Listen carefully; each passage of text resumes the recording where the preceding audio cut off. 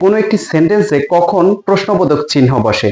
দেখো, বলা হয়েছে কোনো সেন্টেন্সের প্রথমে যদি অক্সিলারি ভার্ব অথবা ডব্লিউএইচ ওয়ার্ড থাকে।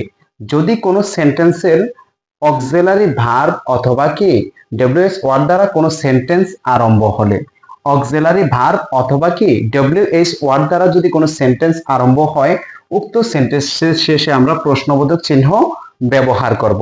যেমন আমরা যদি এক্সাম্পলে বলি, ডু ইউ লাইক মি।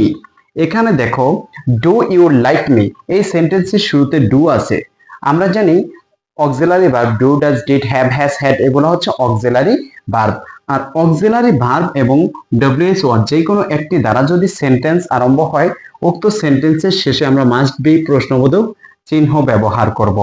এখন যদি আমি আরো একটি এক্সাম্পল লিখি, আর ইউ ওকে, বলতো এখানে কি আর ইউ ওকে, আর কি আমরা জানি am, is, are, was, were এগুলো হচ্ছে কি অক্সিলারি ভার্ব। এগুলো শেষে কি বসবে? মাস্ট বি প্রশ্নবোধক চিহ্ন বসবে, কারণ আমরা জানি অক্সিলারি ভার্ব দ্বারা যদি কোনো সেন্টেন্স শুরু হয় অবশ্যই শেষে প্রশ্নবোধক চিহ্ন বসবে।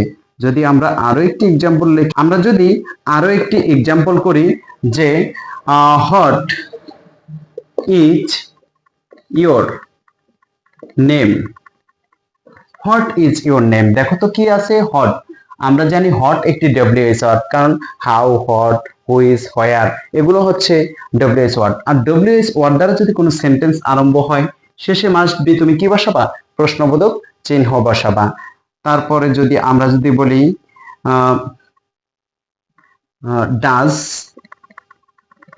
Does he go to school. এখানে দেখো কি আছে? ডাজ আছে। যেহেতু সেন্টেন্সের শুরুতে কি আছে? Auxiliary verb do, does, did, তাহলে মাস্ট বি শেষে কি বসাবা? প্রশ্নবোধক চিহ্ন বসাবা। আমরা জানি অক্সিলারি ভার্ব, মোট কথা অক্সিলারি ভার্ব অথবা ডব্লিউএইচ ওয়ার্ড যদি কোনো সেন্টেন্সের প্রথমে থাকে, তুমি চোখ বন্ধ করে উক্ত সেন্টেন্সের শেষে প্রশ্নবোধক চিহ্ন ব্যবহার করবা।